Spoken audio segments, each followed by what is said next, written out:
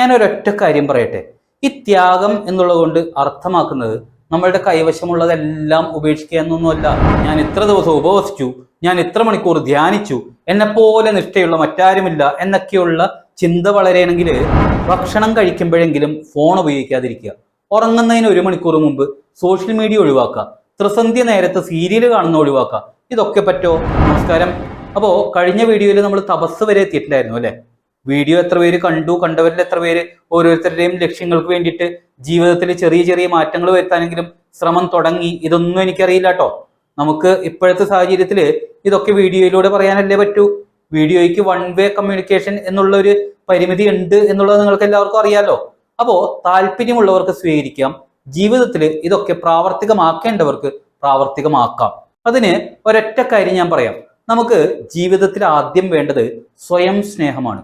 ആ സ്വയം സ്നേഹം എന്നുള്ള പദത്തിന് സ്വാർത്ഥത എന്നൊരു അർത്ഥമില്ല കേട്ടോ. പക്ഷേ മറ്റൊരു രീതിയിൽ അതിന് വളരെ വിശാലമായിട്ടുള്ള ഒരു അർത്ഥവുമുണ്ട്. അതിനെക്കുറിച്ച് നമുക്ക് മറ്റൊരു വീഡിയോയിൽ സംസാരിക്കാം. അപ്പോൾ തപസ് എന്ന് പറയുമ്പോൾ ഭക്ഷണം ഉപേക്ഷിക്കുക, ഉറക്കം ഉപേക്ഷിക്കുക, ശരീരത്തെ കഠിനമായിട്ട് പീഡിപ്പിക്കുക, ഇതൊന്നുമല്ല എന്നുള്ളത് ഞാൻ കഴിഞ്ഞ വീഡിയോയിൽ പറഞ്ഞിട്ടുണ്ടായിരുന്നു. പക്ഷേ ഒരു മഹത്തായ ലക്ഷ്യത്തിന് വേണ്ടി നമ്മളുടെ ചില സൗകര്യങ്ങളെയും എല്ലാ ദുശീലങ്ങളെയും അനാവശ്യമായിട്ടുള്ള ആഗ്രഹങ്ങളെയും നിയന്ത്രിക്കുന്നതാണ് യഥാർത്ഥ തപസ് എന്നുള്ളതും നിങ്ങൾ മനസ്സിലാക്കുക. ഇനി ഈ തപസ്സിലെ പ്രധാനപ്പെട്ട 3 അടിസ്ഥാന ഘടകങ്ങളെ കുറിച്ച് മനസ്സിലാക്കാതെ തപസ് ചെയ്തിട്ട് ഒരു കാര്യവുമില്ല. അതായത് ത്യാഗം, ആത്മനിയന്ത്രണം, ലക്ഷ്യബോധം. ഈ 3 കാര്യങ്ങൾ നമ്മളുടെ പ്രായോഗിക ജീവിതത്തിൽ എങ്ങനെ ഉപയോഗിക്കാം എന്നുള്ളതിനെ കുറിച്ച് വ്യക്തമായിട്ട് മനസ്സിലാക്കി കഴിഞ്ഞാൽ വളരെ ഭംഗിയായിട്ട് തപസ്സും അതിലൂടെ ലക്ഷ്യപ്രാപ്തിയിലേക്കും എത്താൻ നമുക്ക് സാധിക്കും. അതിൽ ഏറ്റവും കൂടുതൽ തെറ്റിദ്ധാരണ എല്ലാവർക്കും ഉണ്ടാവുന്നത് ത്യാഗം എന്നുള്ള ഒരു വിഷയത്തിലാണ്. കാരണം ചില സന്യാസിമാരെയൊക്കെ വിശേഷിക്കാൻ വേണ്ടിയിട്ട് ഉപയോഗിച്ചു വരുന്ന സർവസംഘ പരിത്യാഗി എന്ന വാക്കാണല്ലോ നമ്മളൊക്കെ കൂടുതലും കേട്ടിരിക്കുന്നത്. എന്നാൽ ഞാനൊരു കാര്യം പറയട്ടെ, ഈ ത്യാഗം എന്നുള്ളതുകൊണ്ട് അർത്ഥമാക്കുന്നത് നമ്മളുടെ കൈവശമുള്ളതെല്ലാം ഉപേക്ഷിക്കുക എന്നൊന്നുമല്ല. വിലയേറിയ ഒരു ലക്ഷ്യം നേടുന്നതിന് വേണ്ടിയിട്ട് മൂല്യം കുറഞ്ഞ ചില സുഖങ്ങൾ ഉപേക്ഷിക്കാൻ തയ്യാറാകുന്നതാണ് ത്യാഗം എന്ന് ഞാൻ പറയും. ഉദാഹരണത്തിന്, ഒരു വിദ്യാർത്ഥിയുടെ ലക്ഷ്യം ഒരു നല്ല പരീക്ഷാ വിജയം നേടുക എന്നുള്ളതാണെന്ന് കരുതുക. ആ കുട്ടി രാത്രി വൈകുന്നത് വരെ മൊബൈൽ ഫോണിൽ സിനിമകളും റീലുകളും ഒക്കെ കാണുന്ന ഒരു കുട്ടിയാണെന്നും വിചാരിക്കുക. അത് അവന് ഒരു താൽക്കാലികമായിട്ടുള്ള സന്തോഷം മാത്രമല്ലേ നൽകുന്നത്? എന്നാൽ പരീക്ഷയിൽ വിജയിക്കാൻ വേണ്ടിയിട്ട് ആ താൽക്കാലിക സന്തോഷത്തിന്റെ ഒരു ഭാഗം ആ കുട്ടിക്ക് ഉപേക്ഷിക്കാമല്ലോ. എന്നിട്ട് ആ സമയം കൂടി കുട്ടിക്ക് പഠിക്കാൻ വേണ്ടിയിട്ട് ഉപയോഗിക്കാമല്ലോ. ഇവിടെ ആ കുട്ടി ജീവിതത്തിലെ എല്ലാ സന്തോഷങ്ങളും ഉപേക്ഷിക്കുന്നുണ്ടോ? ഇല്ലല്ലോ. തന്റെ ഭാവിക്ക് വേണ്ടിയിട്ട് ചില താൽക്കാലിക സുഖങ്ങൾ മാത്രം, അതായത് മൂല്യം കുറഞ്ഞ സുഖങ്ങൾ മാത്രം വേണ്ടെന്ന് വെക്കുകയാണ് ചെയ്യുന്നത്. അതാണ് ത്യാഗം, അതാണ് അവന്റെ തപസ് എന്ന് പറയുന്നത്. ഇനി ഒരു കുടുംബത്തിലാണെങ്കിൽ സ്വന്തമായിട്ട് ഒരു വീട് നിർമ്മിക്കണം എന്നുള്ള ലക്ഷ്യത്തോടെ അനാവശ്യ ചെലവുകളൊക്കെ ഒഴിവാക്കുന്നു. മറ്റുള്ളവർ വാങ്ങുന്നത് കണ്ടിട്ട് നമുക്കും വാങ്ങണം എന്ന് പറയുന്ന ആ ഒരു പിടിവാശി ഉപേക്ഷിക്കുന്നു.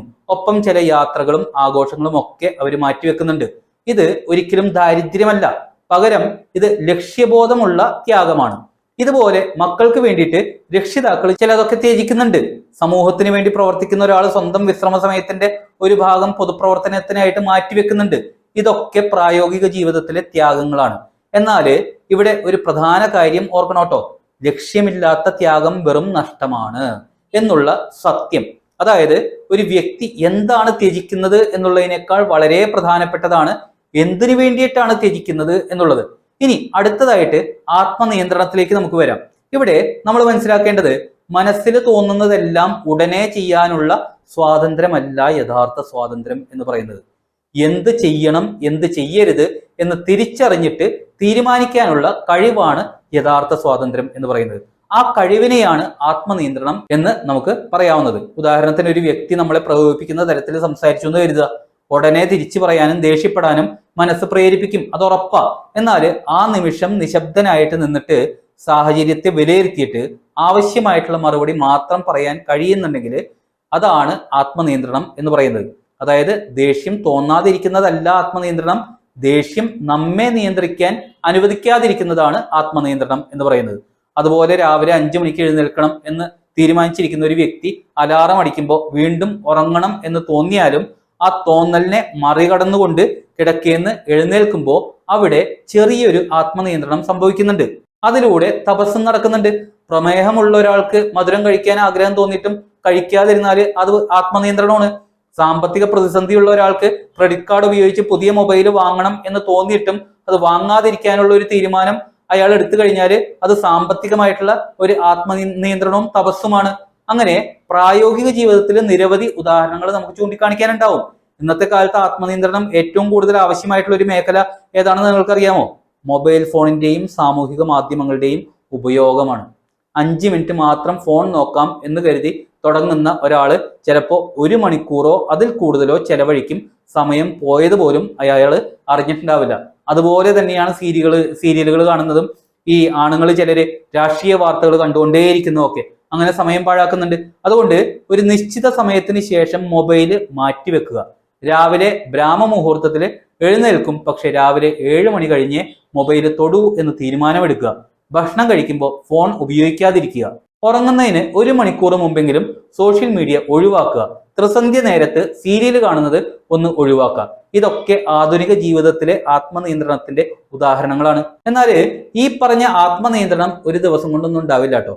പേശികൾക്ക് വ്യായാമം നൽകുന്നത് പോലെ തന്നെ മനസ്സിനും ചെറിയ പരിശീലനങ്ങൾ നൽകിയാലേ ഇതൊക്കെ നമുക്ക് ജീവിതത്തിൽ നടപ്പിലാക്കിയെടുക്കാൻ പറ്റത്തുള്ളൂ. അതായത് ഒരു ദിവസം മുഴുവൻ ഫോൺ ഉപേക്ഷിക്കും എന്ന് കഠിന തീരുമാനങ്ങളൊക്കെ എടുത്ത് അതിൽ പരാജയപ്പെടുന്നതിനേക്കാളും നല്ല എല്ലാ ദിവസം ഒരു 30 മിനിറ്റ് ഫോൺ മാറ്റിവെക്കുക എന്നുള്ളത്. ഒരിക്കലും ദേഷ്യപ്പെടില്ല എന്ന് തീരുമാനിക്കുന്നതിന് പകരം ദേഷ്യം വന്നാലും മറുപടി പറയുന്നതിന് മുമ്പ് 10 സെക്കൻഡ് നിശബ്ദനാകുക. 1 മാസം കൊണ്ട് പൂർണ്ണമായിട്ട് മാറണം എന്ന് തീരുമാനിക്കുന്നതിന് പകരം ഓരോ ദിവസവും ഒരു ചെറിയ ദുശീലം നിയന്ത്രിക്കുക. അങ്ങനെ ചെറിയ ആത്മനിയന്ത്രണങ്ങളാണ് വലിയ നിഷ്ഠകളായിട്ട് പിന്നീട് വളരുന്നത്. മൂന്നാമത്തേതാണ് ലക്ഷ്യബോധം എന്ന് പറയുന്നത്. ഒരാള് ഒരുപാട് കഷ്ടപ്പെടുന്നു എന്നുള്ളത് കൊണ്ട് മാത്രം അത് തപസ്സാകില്ല. എന്തിനു വേണ്ടിയിട്ടാണ് കഷ്ടപ്പെടുന്നത് എന്നുള്ള വ്യക്തത കൂടി ഉണ്ടെങ്കിലേ അത് തപസ്സായി മാറത്തുള്ളൂ. അതായത് ലക്ഷ്യമില്ലാത്ത തപസ് എന്ന് പറയുന്നത് ദിശയില്ലാതെ വെറുതെ ഓടുന്നതിന് തുല്യമാണ്. അങ്ങനെ ഓടിയാൽ എന്താ സംഭവിക്കുക? എത്ര ദൂരം ഓടിയാൽ എത്തേണ്ട സ്ഥലത്ത് എത്തണം എന്നില്ല. ഉദാഹരണത്തിന് ഒരു യുവാവ് ജീവിതത്തിൽ വിജയിക്കണം എന്ന് പറയുന്നുണ്ട്. പക്ഷേ ഏത് മേഖലയിലാണ് വിജയിക്കേണ്ടത്? അതിനുവേണ്ടി എന്ത് കഴിവാണ് നേടേണ്ടത്? അതിനായിട്ട് എത്ര സമയം മാറ്റിവെക്കണം? എന്തൊക്കെ ഉപേക്ഷിക്കണം? ഇതിലൊന്നും വ്യക്തതയില്ലെങ്കിൽ വിജയിക്കണം എന്നുള്ളത് വെറും ഒരു ആഗ്രഹം മാത്രമായിട്ട് തുടരും, അല്ലെങ്കിൽ സ്വപ്നം മാത്രമായിട്ട് മാറും. ആത്മീയ ജീവിതത്തിലും ഇങ്ങനെയൊക്കെ തന്നെയാണ് കേട്ടോ സംഭവിക്കുന്നത്. പക്ഷേ ഇതിനെല്ലാം പുറമെ നമ്മൾ ശ്രദ്ധിക്കേണ്ട മറ്റൊരു കാര്യമുണ്ട്. തപസ് അഹങ്കാരത്തിന് വേണ്ടി ആകരുത്. ഞാൻ ഇത്ര ദിവസം ഉപവസിച്ചു, ഞാൻ ഇത്ര മണിക്കൂർ ധ്യാനിച്ചു, എന്നെപ്പോലെ നിഷ്ഠയുള്ള മറ്റാരുമില്ല എന്തൊക്കെയുള്ള ചിന്ത വളരുകയാണെങ്കിൽ അവിടെ തപസ്സിന്റെ ആ ആത്മാവ് തന്നെ നഷ്ടപ്പെടുന്നു എന്ന് തന്നെ പറയേണ്ടി വരും. യഥാർത്ഥ തപസ് നമ്മളെ കൂടുതൽ വിനയമുള്ളവരാക്കി മാറ്റുകയാണ് ചെയ്യേണ്ടത്. കൂടുതൽ ക്ഷമയുള്ളവരാക്കി മാറ്റുകയാണ് ചെയ്യേണ്ടത്. മറ്റുള്ളവരുടെ വിഷമം മനസ്സിലാക്കുന്നവരാക്കി മാറ്റുകയാണ് ചെയ്യേണ്ടത്. ഒപ്പം നമ്മളുടെ കുടുംബത്തോടും സമൂഹത്തോടും കൂടുതൽ ഉത്തരവാദിത്തമുള്ളവരായിട്ട് മാറുകയും വേണം. പിന്നെ പ്രത്യേകം ശ്രദ്ധിക്കുക, തപസ് ചെയ്യുന്നതിന്റെ പേരിൽ ആരോഗ്യം നശിപ്പിക്കരുത്. കുടുംബ ഉത്തരവാദിത്തങ്ങളിൽ നിന്ന് ഓടിപ്പോകരുത്. മറ്റുള്ളവരെ നിർബന്ധിക്കരുത്. അതായത് വിവേകമില്ലാത്ത കഠിനത തപസ്സല്ല. ലക്ഷ്യബോധമുള്ള ആത്മനിയന്ത്രണമാണ് തപസ് എന്ന് പറയുന്നത് എന്ന് വ്യക്തമായിട്ട് മനസ്സിലാക്കുക.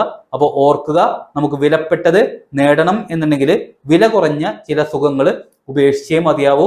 നമ്മളുടെ ജീവിതം ഉയർത്തണം എന്നുണ്ടെങ്കിൽ ആഗ്രഹങ്ങളെയും വികാരങ്ങളെയും നിയന്ത്രിച്ചേ മതിയാവൂ. നമ്മളുടെ പരിശ്രമത്തിന് ശരിയായ ദിശ ലഭിക്കണം എന്നുണ്ടെങ്കിൽ വ്യക്തമായിട്ടുള്ള ലക്ഷ്യബോധം വേണം. മാത്രമല്ല ത്യാഗം നമ്മളുടെ വഴിയെ ശുദ്ധീകരിക്കുന്നു. ആത്മനിയന്ത്രണം നമ്മളുടെ ശക്തിയെ സംരക്ഷിക്കുന്നു. ലക്ഷ്യബോധം നമ്മളുടെ യാത്രയ്ക്ക് ദിശ നൽകുന്നു. ഈ മൂന്നും ഒന്നിക്കുമ്പോഴാണ് ജീവിതം തന്നെ തപസ്സായിട്ട് മാറുന്നത്. അപ്പോൾ കുടുംബത്തെ നന്നായിട്ട് സംരക്ഷിക്കുന്നതും തപസ്സാണ്. സത്യസന്ധമായിട്ട് തൊഴിൽ ചെയ്യുന്നതും തപസ്സാണ്. മക്കളെ ഉത്തരവാദിത്തത്തോടെ വളർത്തുന്നതും തപസ്സാണ്. ദുശീലങ്ങളെ അതിജീവിക്കുന്നതും തപസ്സാണ്. ഒരു നല്ല ലക്ഷ്യത്തിന് വേണ്ടി നിരന്തരം പരിശ്രമിക്കുന്നതും തപസ്സാണ്. അതുകൊണ്ട് നിങ്ങളുടെ ജീവിതത്തിലെ തപസ് എന്തിനു വേണ്ടിയാണ് എന്ന് ഇന്ന് തന്നെ തീരുമാനിക്കുക.